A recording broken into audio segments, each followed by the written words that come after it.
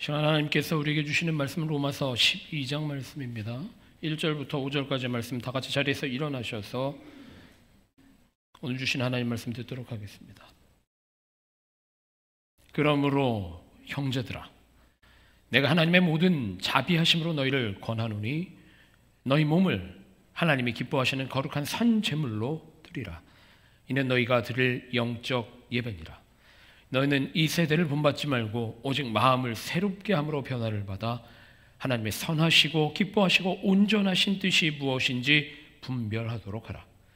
내가 내게 주신 은혜로 말미암아 너희 각 사람에게 말하노니 마땅히 생각할 그 이상의 생각을 품지 말고 오직 하나님께서 각 사람에게 나누어 주신 믿음의 분량대로 지혜롭게 생각하라.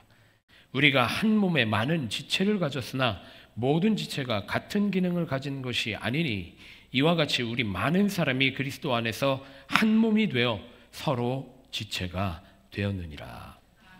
우리에게 주신 하나님 말씀입니다. 할렐루야. 우리 전도사님, 장로님이 저보다 훨씬 가슴이 뜨거워져서 오신 것 같아. 연애 잘 마치고 왔는데 저는 3가지 인사이트를 얻었습니다. 연애 마치고 오면서 첫 번째로는 우리 김재영 전도사님이 퍽 잘생겼구나라고 하는 것을 다시 한번 느꼈습니다. 거기에 우리 연애 모임 자리 중에 아마 제일 젊은 교육자 김재영 전도사님이었던 것 같아요. 전도사님 처음 참석하니까 정신이 없죠. 교회 그 대표로 나가서 처음 참석하니까 여기 참석하고 저기 참석하느라 아마 많이 얘기하잖아요. 힘들었다고, 그죠? 그런데 저는 김재영 전도사님 숨기느라 바빴습니다. 다른 교회 뺏길까봐. 두 번째 인사이트입니다. 우리 최정희 장로님께서 둘째 날 점심 식사 기도하셨는데 옆에 있는 우리 감독님이 그 얘기를 하시더라고요. 목사님 참 좋겠습니다. 좋은 장로님 두셔서 목회가 든든하겠습니다. 이런 얘기를 들었어요. 우리 최정희 장로님이 연배가 신참 장로의 연배는 아니십니다. 보면 50대 장로님들도 있고 60대 초반 장로님들이 대부분인데 우리 장로님의 열정을 보고 다른 교회에서 탐내더라고요. 세 번째로는 연애에 많은 순서들이 있습니다. 연애는 보통 어떻게 진행되느냐 하면 연애로 모이는 이유는, 가장 궁극적인 이유는 교세의 확장입니다. 교세가 확장되기 위해서 제일 필요한 게 무엇일까요? 목회자 양성입니다.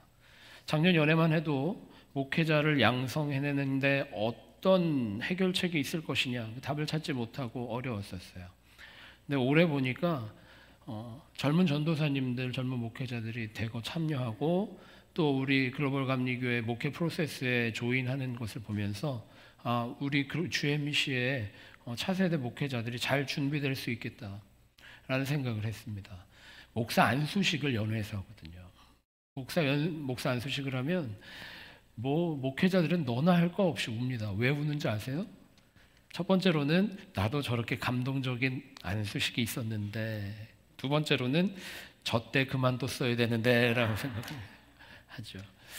안수 과정도 있고요. 또 여러 가지 그 24년에 모이고 25년에 모이는 연회 사이에 그 소천하시거나 돌아가신 목회자들이나 평신도들이 있으면 추모하는 순서도 갖고, 또 마지막 날에는 은퇴하시는 목사님들 은퇴 찬화도 하고 그런 순서가 있습니다. 그 외에도 이제 연애 사업들이 있죠. 교회 개척하는 일들, 선교하는 일들, 말씀 주셨지만 차세대, 특별히 잉글리시 미니스트리, 또 그리고 교회 학교 위원회들이 있어서 그 바디들이 어떻게 우리 연애 안에 있는 교회들을 잘 서포트하고 사역할 수 있게 할 것인가, 그런 것들을 회의하고 결의하고 집행하는 과정을 겪는 게 연회인데, 제가 가장 크게 인사이트를 얻은 건 바로 이겁니다. 두 번째 날 강의 시간이 있었어요. 강의 시간이 있는데 될 수 있으면 목회자들은 강의 시간에는 도망가기 바쁩니다. 공부를 거기 가서도 해야 되냐라고 하는데 모두가 참석해 주셨는데 강의 시간에 기도했습니다. 그것도 그냥 기도한 게 아니라 무릎 꿇고 소리 높여서 통성으로 기도했습니다. 1시간 동안을 통성으로 기도하면서 하나님, 우리 글로벌 감리교회를 인도하여 주시옵소서. 성령님, 우리 글로벌 감리교회를 인도해 주셔서 성령님의 인도하심을 받아 승리하는 교회들 될 수 있게 인도하여 주시옵소서. 너무 좋은 시간이었어요. 너무 은혜의 시간이었습니다. 그 시간이 우리 연회에 모였던 목적을 다시 살려줬습니다. 사실 얼마나 바쁩니까? 작년 같은 경우에는 이제 UMC에서 나와서 이런저런 수습하는, 상처받은 것들이 있어 수습하는 연회였다라고 한다면 이제는 할 일들이 많거든요. 회집 시간도 많았고 회무 시간도 많았어요. 그럼에도 불구하고 그 자리에 함께 모여서 한 사람도 빠짐없이 기도하면서 통성으로 울부짖으면서 기도하면서 주님이 주인이십니다. 주님께서 우리를 거룩하게 하신 줄 믿습니다. 주님이 우리에게 능력이 되십니다. 그렇게 기도하는 모든 연회원들 보면서 저도 물론 은혜 받았지만 모든 연회원들이 이것이 우리가 글로벌 감리교회로 모인 이유구나라고 하는 걸 깨닫게 됐습니다. 제가 그 연회에 참석하면서 우리 일부 예배를 시작할 때 마음이 떠올랐어요. 일부 예배.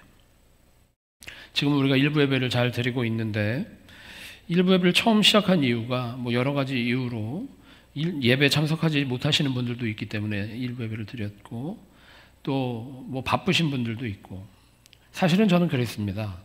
주일날 봉사하시는 분들이 있는데 찬양팀, 성가대, 또 주방에서 봉사하시는 분들 여러 가지 봉사하시는 분들이 있는데 그분들이 온전하게 예배 드릴 수 있는 시간이 있으면 좋겠다라는 생각을 해서 일부 예배를 시작하게 됐어요.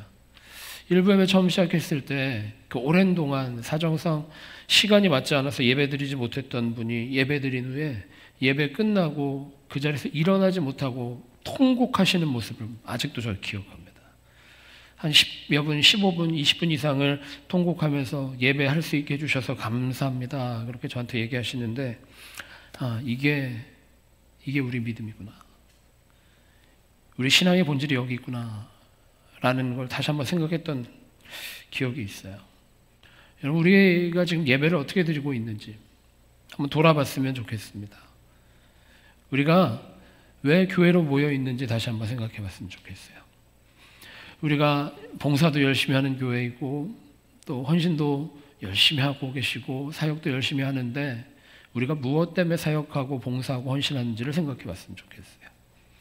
연회에서도 제가 겪었던 것처럼 우리가 여러 바디들의 의사 결정을 하기 위해서도 모였지만 그것보다 중요한 것은 모든 교회들이 성령 충만 받아서 개교회 가서 목회하고 사역하기 위해서 모였던 겁니다. 그 자리가 연회의 정체성이라는 거예요. 우리 교회의 정체성은 어디에서 나오겠습니까? 우리 교회의 능력이 어디서 나올까요? 예배에서 나온다라고 믿습니다. 예배가 우리의 생명인 줄 믿습니다. 예배를 위해서 봉사하는 것이고 예배를 위해서 헌신하는 겁니다. 예배를 위해서 우리가 모든 땀을 흘리고 봉사한다라는 거죠. 제가 한 가지 간증을 해야만 할 것 같습니다. 제가 좀 특별한 이력을 가지고 있어요. 대부분 교회학교 전도사로 사역을 시작하고 목회를 시작하고 중고등부 전도사가 되고 청년부 또 이제 부목사 그리고 담임 목사가 되는 이력을 가지고 있는데 저는 거기에 한 가지 특이한 이력을 가지고 있습니다. 제 이력서에는 기획전도사라고 하는 특별한 이력이 있어요. 기획전도사가 뭐 하는 거냐면 예배 기획하는 겁니다. 예배 기획하고 목회 기획하는 거예요. 그래서 예배 순서를 어떻게 잘 준비하고 예배 순서자들 잘 배치하고 예배 잘 드릴 수 있도록 준비하는 게 기획전도사예요. 근데 전 너무 하기 싫었어요. 왜냐하면 저는 한 부서 맡아서 설교하고 아이들과 즐겁게 시간 보내는 게 더 좋았거든요. 쉽게 말하면 그겁니다. 기획전도사는 주보 뽑고 PPT 만들고 예배 임사자들 전화해서 늦으시면 안 됩니다. 기도 모임 나오셔야 됩니다. 이거 하는 게 기획전도사였어요. 예배 드릴 때마다 너무 바쁜 거예요. 예배 드릴 때마다. 예배 전에 얼마나 마음이 분주한지 몰라요. 기도 순서 맡으신 분이 한 지각하실 것 같은 거예요. 예배 10분 전인데도 안 오시면 그때 벌써 예배 망치는 거예요. 그렇게 한참의 시간이 흘러서 목회 자리에서 사역의 자리에서 기획전도사로 섬기는데 뭐라고 할까요? 제 마음이 허전해지기 시작하더라고요. 갈급해지더라고요. 참 아이러니하게도 예배를 준비하는 사역자인데 예배를 섬기는 사역자인데 예배 드리고 있지 못하다라고 하는 생각이 드는 거예요. 예배를 책임지고 있는 목회자인데 내가 예배를 드리고 있지를 못하더라고요. 왜 그런지 아세요? PPT가 안 넘어가. 그러면 예배 집중 못하는 겁니다. 담임 목사님한테 혼난다라는 생각 때문에. 성가대 마이크가 켜져 있지 않습니다. 그러면 난리가 나는 거예요. 우리 성가대장님한테 컴플레인을 얼마나 받겠습니까? 그런 일들이 반복되다 보니까 예배를 드리고 있지 못했던 거예요. 그럼 불평하게 됐습니다. 나도 예배 드리고 싶다. 나도 예배만 온전히 드리고 싶다. 근데 어느 순간 하나님 그런 마음을 주셨어요. 내가 맡고 있는 자리가 예배의 자리인데, 예배를 섬기는 자리인데 왜 예배하고 있지 못할까? 내 조건 때문에 예배를 못하고 있는 게 아니라 내 마음의 분주함 때문에 예배의 장벽이 생기고, 나의 근심 때문에 예배가 방해가 되고, 나의 열심이 오히려 넘어가서 예배를 무너뜨리고 있었구나. 내가 섬기는 자리에서 주님과 동행하며, 내가 헌신하는 자리에서 주님과 동행하며 예배 드릴 수 있는데 내 마음의 분주함이, 내가 맡고 있는 사역이 오히려 예배를 드리고 있지 못하게 했구나. 그런 생각이 든 적이 있어요. 저는 참 행복한 목회자입니다. 왜 그런지 아세요? 우리 교회에서 제가 예배 제일 은혜롭게 드리는 사람이기 때문에 그렇습니다. 아멘 하시면 안 돼요. 저보다 더 은혜 있는 예배 하셔야죠. 지금 제가 예배를 드리면서 설교하면서도 제가 예배 드릴 수 있다라고 하는 게 얼마나 행복한지 몰라요. 아멘이십니까? 여러분도 마찬가지입니다. 봉사의 자리에 있을 때, 헌신의 자리에 있을 때 그 자리에서 예배할 수 있는 은혜 받은 뉴 베델교회 모든 성도들 되시길 축복합니다. 사역이 예배를 넘어가지 않게 하세요. 열심히 주님의 능력을 넘어가지 않게 하세요. 우리는 이 자리에 목숨 건 사람들입니다. 예배를 드리지 못하면 우리는 그리스도인으로 살아갈 수 없습니다. 예배에 은혜가 없으면 우리가 그리스도인으로 승리할 수가 없습니다. 우리 미디어팀 잘 들으세요. 방송팀 잘 들으시기 바랍니다. 제가 될 수 있으면 우리 김학균 집사님 자막 0.3초 늦어도 얘기하지 않습니다. 이유는 그것입니다. 그것이 중요한 게 아니라 그 섬김을 통해서 은혜 받는 것. 성가대도 마찬가지입니다. 제가 지난주에 얼마나 힘들었게요. 여러분 모르시는 분들도 있겠지만 누가 그러더라고요. 방송에 이상한 손이 나와서 흔들고 있는 게 보였다. 그 자리를 통해서 은혜 받을 수 있어야 되는 겁니다. 주방 봉사하시는 분들도 마찬가지입니다. 우리가 일하러 나온 거 아닙니다. 요리하러 교회 나온 게 아니에요. 주님의 교회를 섬기고 주님의 교회가 친교하는 그 기쁨 때문에 그 자리에 섬기는 거예요. 그걸 기대하면서 섬기는 거란 말이에요. 안내위원도 마찬가지입니다. 안내위원도 그 자리에서 성도들을 섬기고 성도들의 교제 가운데 은혜 받기 위해서 그 자리를 섬기는 거예요. 예배와 연결되어 있지 않은 봉사는 마치 아무리 성장하더라도 어느 순간 무너질지 모르는 모래성과 같은 겁니다. 우리 모두는 예배를 위해서 사역합니다. 예배의 은혜를 위해서 헌신 봉사하는 거예요. 우리 옆에 있는 분들과 인사해 볼까요? 예배자가 됩시다. 그러게. 오늘 본문 말씀은 로마서 12장 말씀이에요. 12장 말씀 1절부터 5절까지 말씀인데 1절 말씀 그렇게 기록됩니다. 그러므로 형제들아 내가 하나님의 모든 자비심으로 너희를 권하노니 너희 몸을 하나님이 기뻐하시는 거룩한 산제물로 드리라. 이는 너희가 드릴 영적 예배니라. 예배 사모함이 있는 모든 그리스도인이라면 이 로마서 12장 1절의 말씀은 아주 은혜 있는 말씀으로 귀하게 간직할 겁니다. 예배가 우리의 생명이다라고 하는 것은 그리스도인이라면 누구도 부인할 수 없는 얘기예요. 근데 예배가 무엇인지를 설명해 주는 게 바로 2절이에요. 너희는 이 세대를 본받지 말고 오직 마음을 새롭게 함으로 변화를 받아 하나님의 선하시고 기뻐하시고 온전하신 뜻이 무엇인지 분별하도록 하라. 이게 일어나는 자리가 어디겠습니까? 예배의 자리, 말씀의 자리가 그런 자리라는 거예요. 이 세대를 본받지 않고 하나님 말씀만 의지하는 그리스도예요. 하나님이 원하시는 것이 무엇인지, 하나님의 선하신 뜻, 하나님이 기뻐하시고 하나님의 그 온전한 뜻이 선포되는 자리가 바로 이 예배 자리라는 거예요. 이게 무너지면 아무것도 할 수 없는 게 우리 그리스도입니다. 그게 우리라고 하는 거예요. 3절 말씀에 이어지는데 우리가 이 3절 말씀을 잘 몰라요. 내게 주신 은혜로 말미암아 너희 각 사람에게 말하노니 마땅히 생각할 그 이상의 생각을 품지 말고 오직 하나님께서 각 사람에게 나누어 주신 믿음의 분량대로 지혜롭게 생각하라. 다시 한번 이야기해 볼까요? 마땅히 생각할 그 이상의 생각을 품지 말고, 하나님이 주신 생각 이상을 품지 말고 각 사람에게 주신 믿음의 분량대로 지혜롭게 생각하라. 이상하죠? 될 수 있으면 역량을 다해서, 될 수 있으면 힘을 다하여 주의 교회를 섬기고 헌신하는 게 우리의 믿음이다라고 생각하는데, 지금 바울은 뭐라고 말하냐면 그 이상의 생각을 품지 말고, 쉽게 말하면 앞서가지 말고 서두르지 말고 주님의 뜻 안에서 지혜롭게 생각하라라고 지금 당부하고 있는 거예요. 이 놀라운 이야기는 사실 바울에게 한 가지 체험이 있기 때문에 그렇습니다. 아무리 생각해봐도 이 로마서가 쓰여진 시기, 초대교회가 왕성하던 시대입니다. 우리가 알고 있는 대로는 초대교회가 박해받고 고난받고 그래서 어려움만 있었을 것이다라고 생각하는데, 그 반면에 왜 박해를 받았겠습니까? 왜 고난받았겠습니까?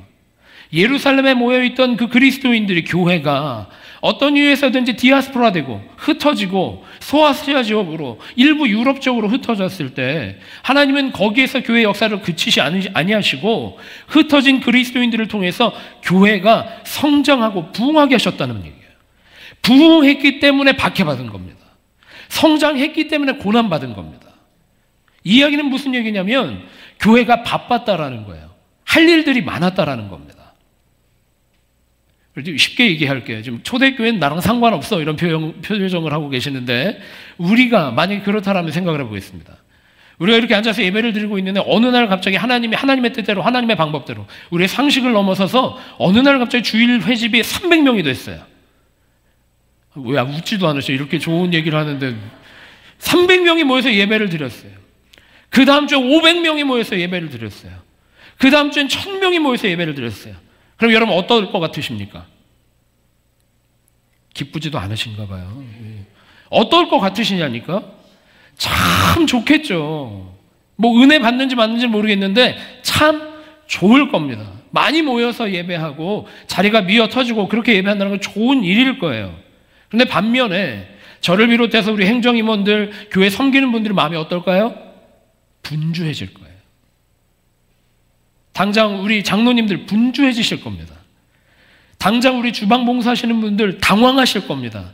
그릇을 이걸 사야 되나 말아야 되나, 젓가락을 어떻게 해야 되나, 분주해지는 거예요. 초대교회가 그랬다는 거예요. 교회가 세워졌는데, 각처에 흩어져서 교회가 세워졌는데 사람들이 모입니다. 부흥합니다. 박해 상황 중에도 교회들이 똘똘 뭉치기 시작합니다. 더 성장하는 거예요. 분주하죠. 로마에도 마찬가지였습니다. 로마에 그리스도인들이 등장했어요. 그 그리스도인들이 점점 더 성장합니다. 교회 내부적으로는 분주해지는 거예요. 할 일들이 많아지니까. 우리 주차는 어떻게 해야 될까? 주차장이 꽉 차면 어떻게 해야 될까? 계산은 어떻게 해야 될까? 분주하죠. 그 상황에서 바울은 로마 교회에 더욱 헌신하십시오, 더욱 열정적으로 섬기십시오라고 말하지 않고 지금 3절의 말씀, 너희 각 사람에게 말하노니 마땅히 생각할 그 이상의 생각을 품지 말고 오직 하나님께서 각 사람에게 나눠주신 믿음의 분량대로 지혜롭게 생각하고 섬기라. 이거는 바울의 경험 때문이다라고 제가 얘기 드렸습니다. 바울에게는 어떤 경험이 있냐? 사도행전 16장에 보면 바울이 갈림길에 놓여 있었던 적이 있습니다. 바울이 1차의 전도 여행을 마치고 너무 벅찬 거예요. 지금 우리 장로님 연애 갔다 와서 막 가슴이 막 터질 것 같이 벅차진 것처럼 바울이 1차 전도 여행 마치고 얼마나 벅찼겠습니까? 여러분 자꾸 그런 표정 하시면 안 돼요. 나는 바울이 아닌데 이런 표정 하시면 안 됩니다.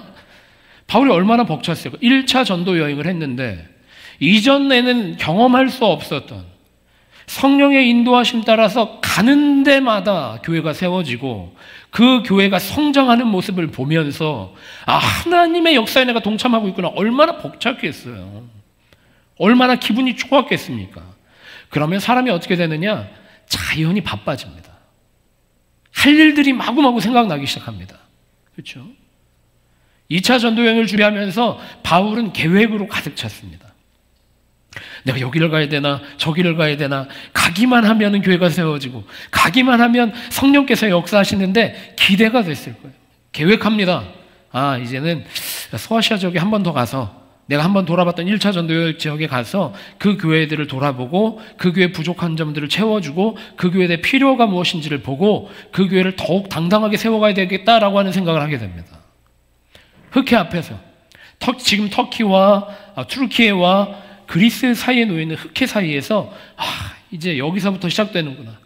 소아시아 지역의 교회들이 더욱 강건하여지겠구나. 예루살렘에서는 맛볼 수 없는 크신 일들을 경험하겠구나. 이제 열심히 해야지 라고 생각하는 순간 예수님께서는 바울의 길을 막으십니다. 이상한 겁니다. 1차 전도여행 때 너무 잘 됐는데 내가 열심히 계획했는데 막혀요. 번번이 막혀요. 막히기도 하고 잡히기도 하고 옥에 갇히기도 하는 일들이 반복됩니다. 바울이 고민했을 겁니다. 근데 왜 이런 일이 벌어지나? 1차 전도여행 때는 분명히 좋았는데 내가 그거보다 더욱 열심히 준비해서 계획해서 2차 전도여행엔 더 폭발적으로 그 지역에 성장하도록 기대하고 있는데 왜 하나님 성령께서는 이 길을 막으실까? 고민하면서 매일 잠들었을 겁니다. 마치 2년차 목회하고 있는 신성근 목사의 날마다의 잠자리가 불편한 것처럼 바울이 불편했을 거란 얘기예요. 바울이 잠들었습니다. 고민하다 잠들었어요. 근데 이상한 겁니다. 자기가 전혀 생각하지 않았던, 자기가 계획하지 않았던 내 등 뒤, 내가 바라보고 있는 소아시아 지역이 아니라 바다 건너에 있는 그 마게도니아 지역에 바다 건너 누군가가 손을 벌려서 흔들며 부르고 있는 꿈을 꾸게 됩니다. 일어나서 깨닫습니다. 하나님은 거기서 역사하고 계시구나. 내 계획은 내 눈앞에 있는데 하나님은 내 뒤에서 일하고 계셨구나. 그리고 순종합니다. 바다를 건너서 그리스를 갑니다. 놀랍게도 거기에는 함께 동역할 예비 사역자인 루디아가 있었고 거기에는 그리스도의 이름으로 모여있는 사람들이 있었고 거기에서 예배가 시작됩니다. 그 순종을 통해서 하나님 나라의 교회는 더욱 유럽 지역 전역으로 퍼져나가게 되었고 바울의 사역은 더욱 능력 있게 되었습니다. 그 경험을 통해서 바울은 깨달은 겁니다. 내가 계획하는 것이 아니라 하나님이 인도하시는 거구나. 내 능력으로 하는 것이 아니라 하나님의 은혜로 하는 것이구나. 우리 신앙이 그런 겁니다. 우리가 왜 교회로 모여 있을까요? 우리가 왜 이 자리에 예배드리고 있습니까? 예배는 아주 단순한 행위입니다. 우리가 준비한 것들을 펼쳐놓기 위해서 하는 것은 예배가 아니라 콘서트입니다. 우리가 열심을 내어서 준비하는 것은 예배가 아니라 하나의 공연입니다. 우리는 여기에서 우리의 것들을 펼쳐놓기 위해서 모여있는 것이 아니라 하나님이 예비하신 것들을 경험하기 위해 모였습니다. 하나님이 준비하신 은혜를 받기 위해 이 자리에 나온 줄 믿습니다. 주님이 주실 말씀을 듣기 위해 이 자리에 나온 줄 믿습니다. 그게 예배라는 거예요. 이 자리에 나온 이유, 주님께서 예비하신 것들을 듣기 위해서 나왔다. 우리가 사역하는 이유도 마찬가지입니다. 그 은혜 받은 감격으로, 그 주신 말씀으로 순종하는 것이 우리의 헌신이고 우리의 사역이다라는 거예요. 지난 6주 동안 우리가 가정 설교를 했습니다. 오늘이 마지막 시리즈인데 목사님이 까먹었나? 그렇게 생각하실지도 모르겠어요. 연애 갔다 와서 갑자기 바뀌셨나? 오늘 가정 마지막 설교인데 여러분, 우리 가정에서 어떻습니까? 저는 방학 되면 부모들도 좀 편한 줄 알았어요. 애들 기르기 전에는 방학 되면 좀 편하겠구나. 미국은 뭐 이상한 게 애들을 학교에 데려다주고 데리고 오고 이것 때문에 제가 도무지 목회를 할 수가 없는 거예요. 그래서 방학 때문에 좀 낫겠거니라는 생각을 하고 기대하고 있었습니다. 근데 아이들이 점점 더 커가면서 깨달은 게 무엇이냐? 방학은 부모의 지옥이구나라고 하는 걸 깨달았어요. 방학 되면 부모만 힘든 게 아니라 할머니, 할아버지들도 힘들어지는구나라고 하는 걸 깨닫게 됐습니다. 한 이맘때쯤 되면 부모들이 더 바빠지죠. 어떤 학원 보내야 되나, 어떤 거 미리 캠프에 예약을 해야 되나, 어디 보내고 어떤 거 가르쳐야 되나 바빠집니다. 근데 여기서 주목할 거는 부모들의 마음이고 우리 길에는 양육하는 양육자들의 마음이 중요한 거예요. 막 바쁘게 돌아가는 것보다 더 중요한 건 우리 마음인데 우리가 무엇 때문에 아이들을 그렇게 가리키고 손주, 손자들을 그렇게 좋은 곳에 보내려고 할까 생각해 보게 됩니다. 저는 그것을 우리 한국의 유명한 팔학군에서 제가 알았어요. 아이들을 학원을 보냈는데 거기는 보통 한 5살만 되면 3개, 4개 학원을 돌립니다. 중고등학생 되면은 엄청나게 바빠집니다. 부모를 만날 수도 없어요. 한 5-6개 학원을 돌리는데 그 부모들이 그 학원들을 보내고 그 학업들을 시키는 이유가 무엇인 줄 아십니까? 그 이유가 무엇인가를 가리키기 위해서가 아니에요. 이 아이가 원하는 것들을 가리키는 게 아니에요. 왜 학원들을 5개, 6개 보냈느냐면 내 아이 옆에 있는 애들보다 뒤처질까 봐. 아닙니까? 대부분이 그러실걸요. 하나님이 주신 소명대로 애들을 길러내는 것이 아니라 분주함이, 조바심이, 뒤처질까 하는 그 걱정이 이 아이를 기르는 중요한 스피릿이 돼버린다는 거예요. 이거는 내 생각도 아닙니다. 부모의 생각도 아니에요. 이건 그야말로 불안과 걱정과 근심은 사단이 주는 생각입니다. 우리 교회 사역에서도 마찬가지잖아요. 우리 교회가 부흥해야 하는 이유가 뭘까요? 아무도 얘기를 못 하시니까 우리 교회가 부흥을 멈췄나? 다시 한번. 우리 교회가 부흥해야 하는 이유가 무엇입니까? 지금 제가 알려드릴게요. 우리 교회가 부흥해야 하는 이유는 하나님의 뜻을 이루어드리기 위해서입니다. 아멘이십니까? 우리 가정도 마찬가지죠. 우리 가정이 건강해져야 하는 이유가 무엇입니까? 하나님의 은혜를 온전히 담을 그릇되기 위해서예요. 자녀들을 잘 길러내야 되는 이유도 무엇입니까? 이 자녀들이 하나님이 사용하실 좋은 일꾼, 선한 일꾼 되기 위해서 길러내는 거예요. 근데 조바심으로 기르면 그 아이들이 잘 자랄까요? 걱정과 우려로 그 아이들을 양육하면 그 아이들이 잘 자라겠습니까? 그럴 수 없다는 거예요. 우리는 하나님께 양보할 때, 성령께 양보할 때 하나님의 선하시고 온전하신 것들을 경험하며 살아가는 삶이 될 줄 믿습니다.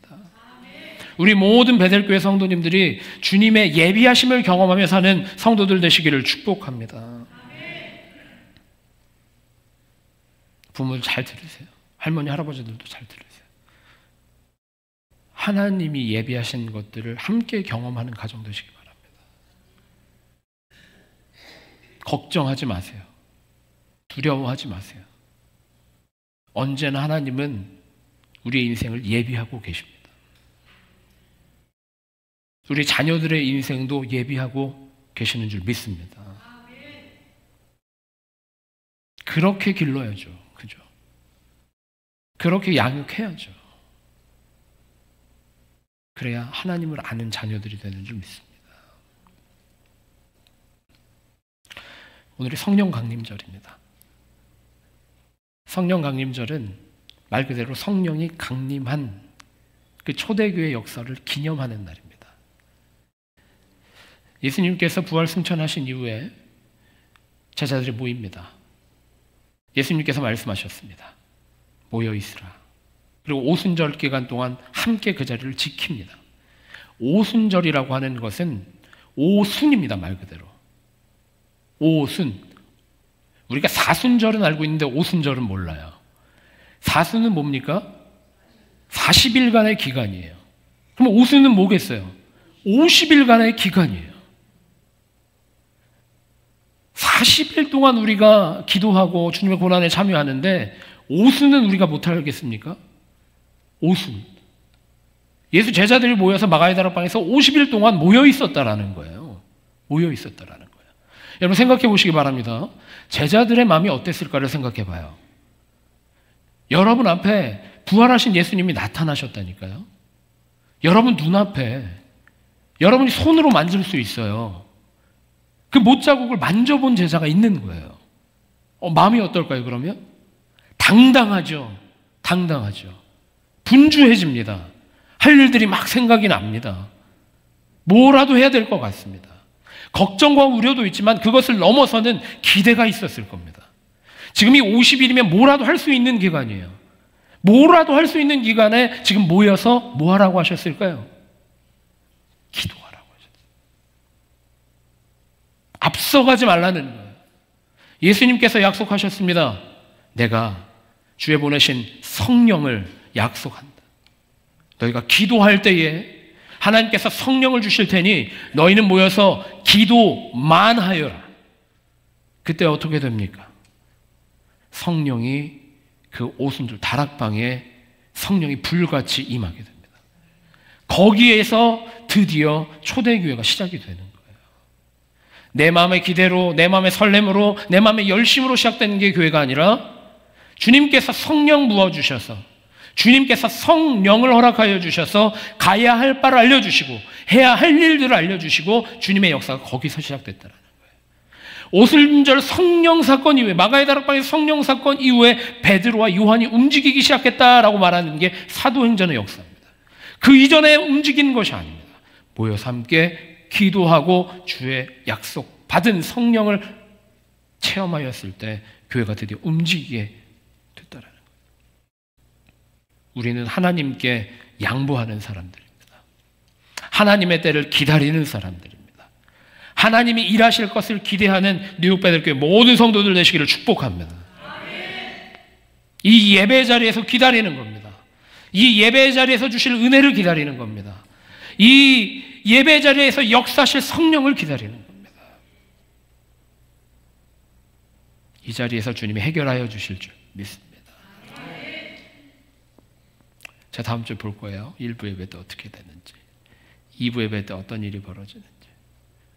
분주하지 마시기 바랍니다. 급하게 가지 마시기 바랍니다. 주님이 하십니다. 가정에서도 우리의 주인은 성령님이십니다. 우리 교회의 주인도 성령님이십니다. 주님께서 인도하실 때 가장 온전한 것으로 우리에게 주시고, 성령께서 우리를 인도하실 때 우리는 가장 온전한 길로 걸어가게 되는 줄 믿습니다. 우리 교회도, 우리 연회도, 우리 가정도 그렇게 승리하는 베들교회 모든 성도들 되시기를 축복합니다. 하나님보다 앞서가지 않겠습니다. 성령의 인도하심에 순종하겠습니다. 성령께서 우리의 삶을 책임져 주시는 줄 믿습니다. 주님, 주님의 인도하심 따라 날마다 주와 동행하며 승리하는 뉴욕 베들교회 모든 성도들 될 수 있도록 인도하여 주시옵소서. 우리 뉴욕 베들교회 모든 사역 또한 주님께서 인도하여 주셔서 주님의 뜻으로 충만한 사역들 될 수 있도록 주님 책임져 주시옵소서. 우리 성도들의 삶의 자리로 주님 찾아가 주셔서 질병으로, 근심으로, 어두움으로 걱정하고 두려워 떨고 있는 모든 성도들 주님 찾아가 주셔서 우리의 생각보다 앞서가시는 주님을 경험하는 우리 뉴욕 베들교회 모든 성도들 될 수 있도록 인도하여 주시옵소서. 그렇게 기대하며 세상으로 나가는 모든 성도들 가운데에 예수님 십자가 은혜와 하나님의 크신 사랑하심과 성령님의 감화 감동 역사 교통하심이 이제부터 영원토록 함께 하시기를 간절히 기도하며 축원하옵나이다. 아멘.